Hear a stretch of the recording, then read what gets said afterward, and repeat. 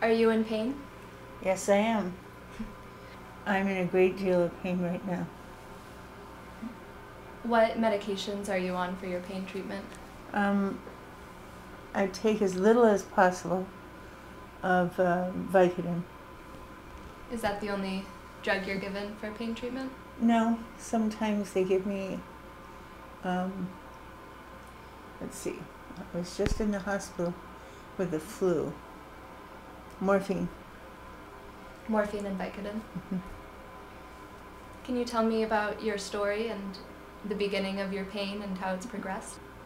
I was sitting at my son's desk, just answering some emails, and I jumped up quickly to go in the bedroom, and my foot got caught. It wasn't an exotic accident.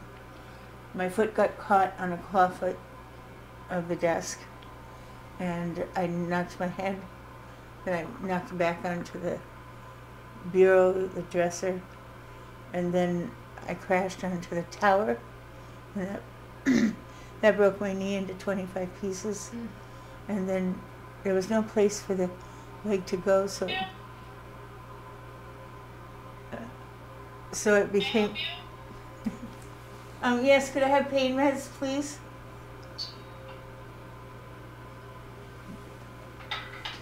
It's okay. And so it became the letter Z. This bone went this way, and the femur snapped in half and went the other way, which is extremely unusual. Usually you only break the femur in a car accident or severe skiing accident. So the doctors kept asking me over and over again, how did you do this? Because they couldn't believe it could have happened that way. And they were talking about amputation. Wow. And here I am.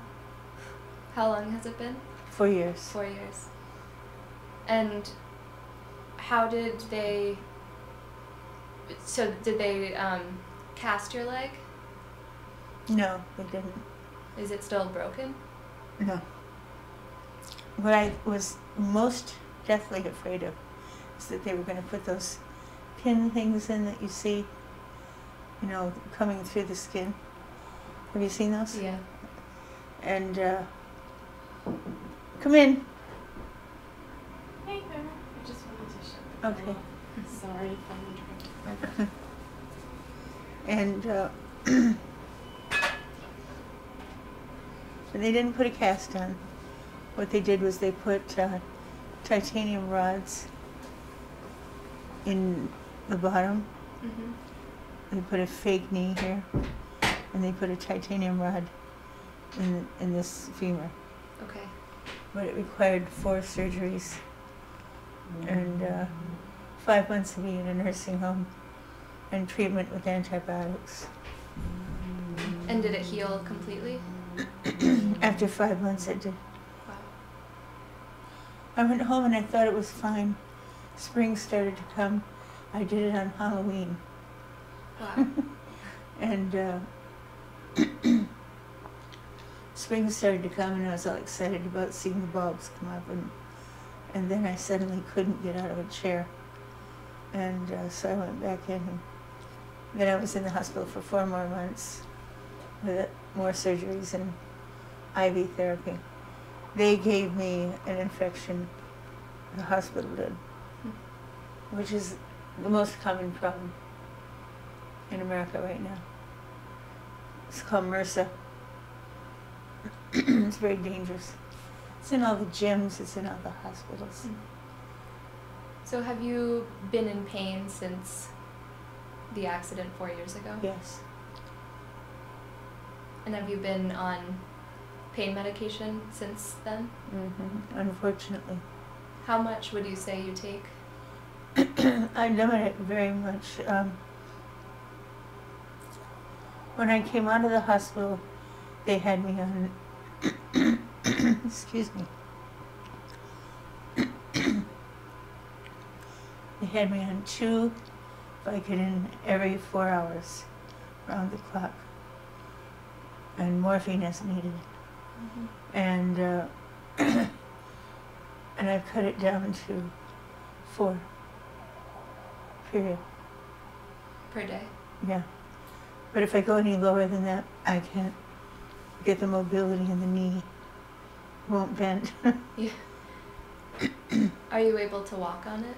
With a walker. With a walker? Only. I've tried.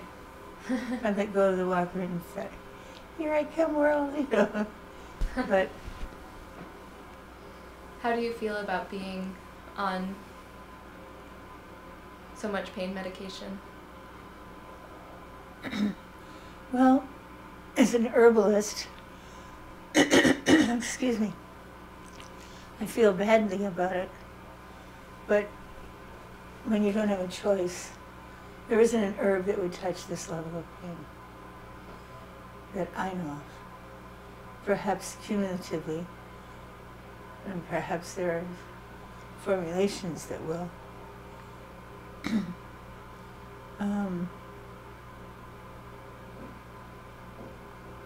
I guess it depends on how you use it and what you do with it. Are you able to supplement your medication With Hi, Hi. Hi, how are you? we're making a movie. Say hi. Hello.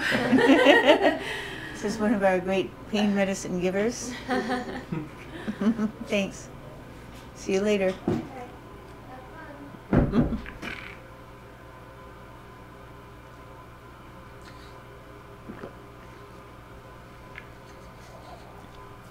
Are you able to supplement your pain medication with other alternatives that might help kind of ease the pain in addition to the medication? Sure. There's lots of homeopathics that work, and one is called Pain Relief. Rescue Remedy even helps. Mm-hmm. Flower essences, and then there's another homeopathic called Pain Relief, Mm-hmm. and Acute Rescue Remedy. So I use those so that I don't have to use much Vicodin. That's great. Yeah. I know, particularly as someone who's an herbalist and that's really important to you, it's great that you're able to bring the Vicodin down to as little as possible. The real problem is being on the antibiotics that I had to be on, because they said I'd have to be on them for the rest of my life. Wow. You're still on them? Well, I went off of them 2 months ago when I went in the hospital because I was sick with the flu. Mm-hmm. And my doctor at that point said, "I'm taking you off everything." He says, "This is ridiculous." I have an English infectious disease doctor, and he's wonderful. He's fantastic. He's in Kingston. But my doctor said, "Let's just take you off everything and see what happens." Yeah. And then we'll add as needed. So I'm now, for the first time, not on an antibiotic at all, That's great. and doing well, Does that feel good? even in a place like this. So I keep the door closed. So how would you say your pain and your injury has affected your life and your family? It's been devastating I'm sure. on every level. But the worst thing is not being able to go to the bathroom. That would be hard. It's hard on you and your family. Yeah. Is it hard to deal with? I mean, it must be just horrible to deal with the life you had and the life you have now. It's pretty hard. Before I had the flu, and I got so weakened by it, I could manage to get in the bathroom with a walker and position it in such a way. And I had all the bars and equipment and stuff to, get in there.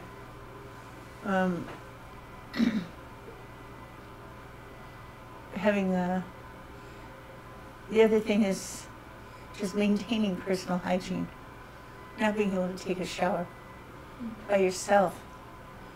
You know, it's just, I always have to have somebody watching me, like you're a child. It must be demoralizing. It's very demoralizing. On the other hand, then you think about the alternatives. I'm Right. very lucky. I have a particularly dangerous shower. It's all glass, so if I rebuilt it. And then the other issues are just dealing with all the handicap issues, all the disability issues, ramps and the things that you do need, that you didn't need before.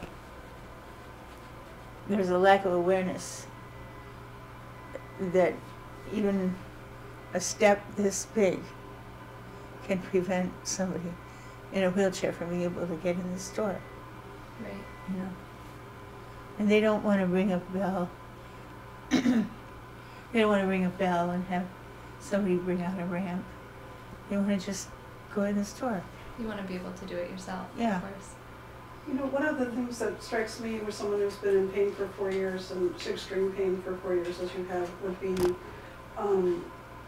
your endurance. Like, how do you handle it emotionally? How do you work on getting through day by day? So You cry a lot. mm, I cry a lot. Feel sorry for myself.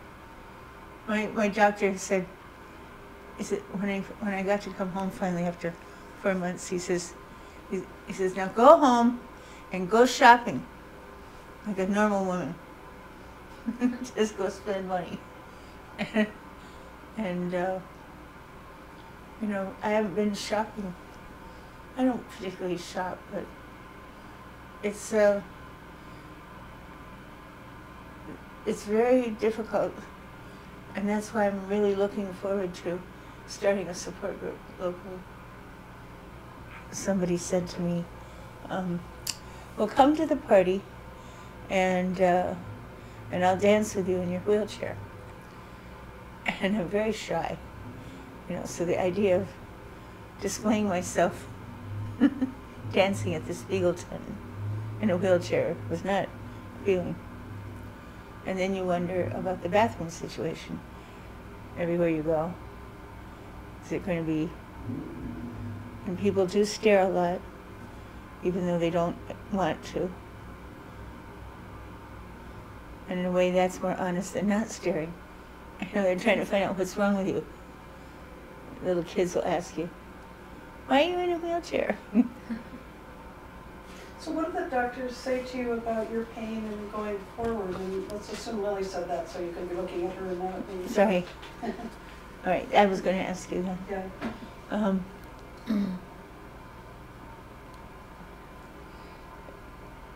They didn't ever expect me to walk again. So they're very pleased with the progress I did make. But they don't have much hope to offer other than that. One option would be that I could have my knees fused, which doesn't sound appealing to me. Right. Then you become, I know a woman who did that, and she isn't in as much pain, but her husband literally has to lift her up and kind of throw her in the back seat since her knees won't bend. I'd rather have my knees bend.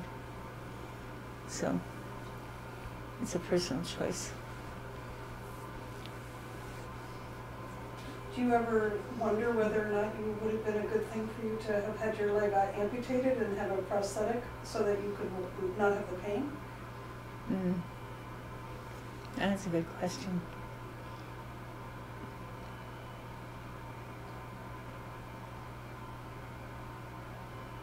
Personally, I don't think I could have handled it. I think for some men, and this is a sexist thing to say, I think some men might be able to handle it better than a woman. I watched people go through that process in the nursing home. You know, get hacked and then hacked and then hacked from diabetes and stuff. Men seem to do very well with it, but I think if I looked down and I didn't see my real leg, I like having my leg there. And I'd rather deal with the pain. What would you say on a daily basis your pain level is? Like from 1 to 10? Well, they ask you that every time they give you meds. She's supposed to ask that. And it's always a 10. And it usually goes down to about a 3. After the Vicodin? So do you want to first talk a little about how it's affected your relationships?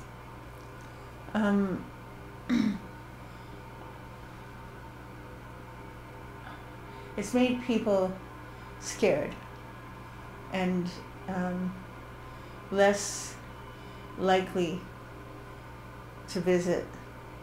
And I think in some ways we don't see enough disability in America. We don't, disabled people are hidden away. It makes everybody think about themselves and what will I do if this happens to me?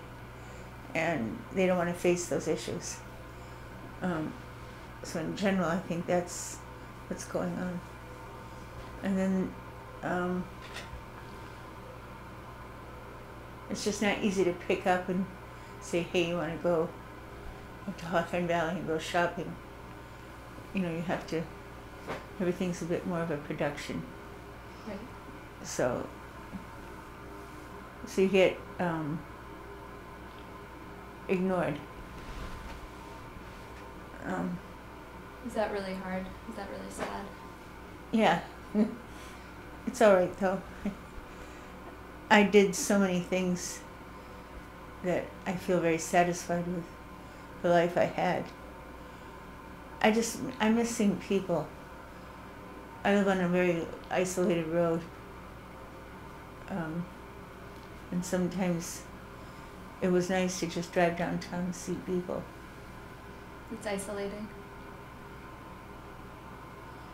Just whenever you feel like it. So what is the key thing that you would like to say? That if you have a friend or loved one or an acquaintance who goes through something like this, it's very important to support them in a way that may make you feel uncomfortable. But I think that the more you do it, then the more you get used to it yourself. And we tend to, especially, in Hong Kong where I grew up, you saw all manner of disabilities walking down the street all the time, and children playing together. And in America we tend to hide all that. They go to autistic schools, they go to schools for disabled children. They're not all put together. They are in Rhinebeck now, more than they used to be, which I think is a good thing. So it's just to be attentive and to not run away when something like this happens. So. Because you need them. Because what? You need them. You do need them. Yeah, you need your friends. And Anya Aldrich is one of my good friends, and I finally had to call her and say, so when are you going to come visit me? And be rude like that. And then she did, and it was fine. She wasn't as scared as she thought she was going to be. There used to be a lot of volunteer services in America that helped people who were newly disabled. Just in terms of coming to read they had, at the nursing home, they had church members who were volunteers who would just come in and read to you. And because the medications almost all cause cataracts. And they had this huge booklet in Rhinebeck of all these volunteer services, and now they've all been discontinued. I'd like to see that be continued. Are you saying that the side effects of the pain medicines are give you cataracts? I was just about to ask about that. Something to ask about is what side effects are you experiencing from the pain medicines? The cataracts are the worst. Yeah. Can you look? Say that. The cataracts are definitely the worst. You're developing cataracts? Yeah. I have them quite severely right now.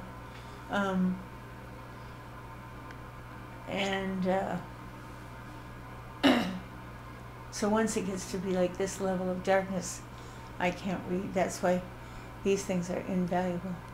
The iPad? Yeah, the illumination. It's just wonderful.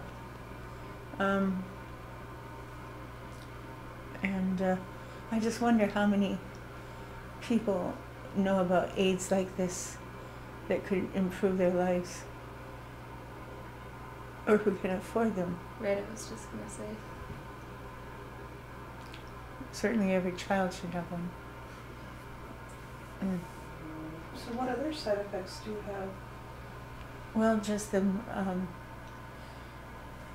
the atrophy of muscles, which you can correct to some extent, but it's not the same as just taking a walk down the road, which I used to do every day. I walked 3 to 5 miles down my road. And then I would come home and lift weights for 45 minutes. So that was my workout, where I can't do any of that now, so I learned to do other things. How do you spend your time?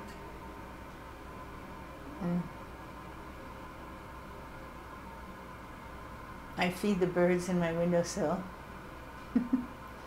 And I do try to post a few artists every day from all over the world on Facebook. I have 5,000 people on there to promote their artwork. And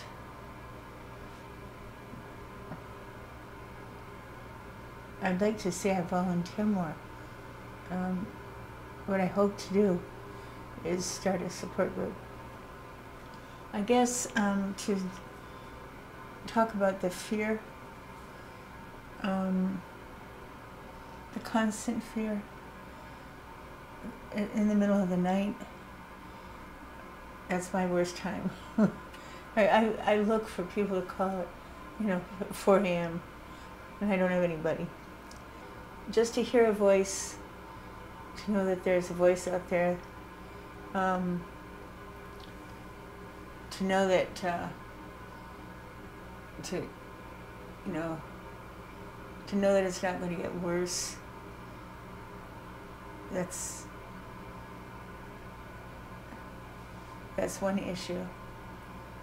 And to wonder how you'll deal with it as you get older and you're already, I'm 62, but I'm living the life of an 85-year-old.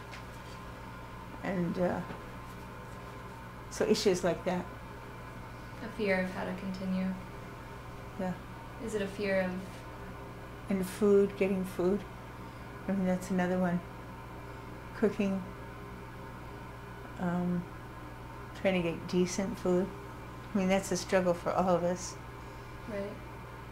For you, is it really a constant push for finding ways to make it possible to walk? Well, before I got the flu and I ended up back in a nursing home, I should have never gone in the hospital. And I should have just stayed out.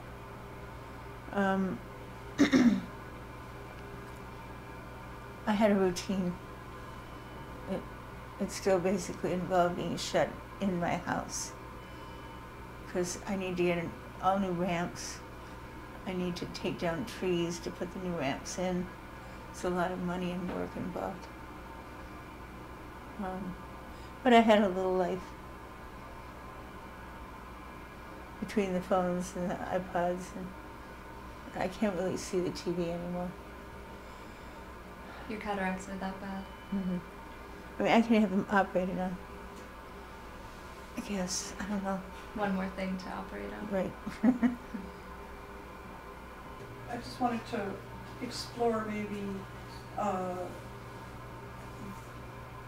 the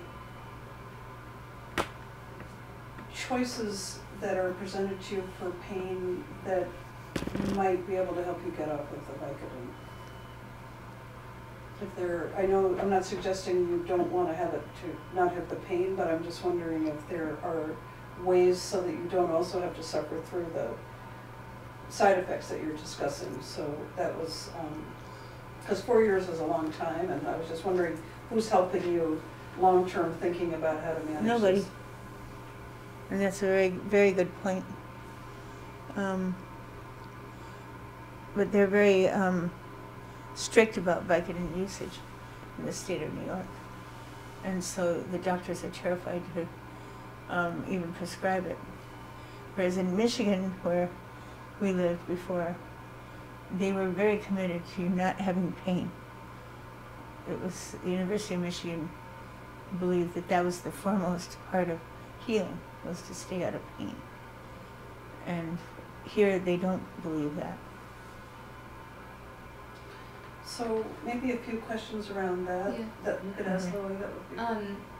So you said no one is helping you look for ways to try to get off of Vicodin. Have you thought about any types of alternatives? I tried some, I'm getting really tired now. I tried some other painkillers, and they all made me extremely nauseous, and I threw up a lot. Whereas my body seems to, adjusted to these four little Vicodin that most people would think was nothing, just candy. It's been proven over and over again that art and music can all help disabilities and all help pain levels. So, and anybody can dance, so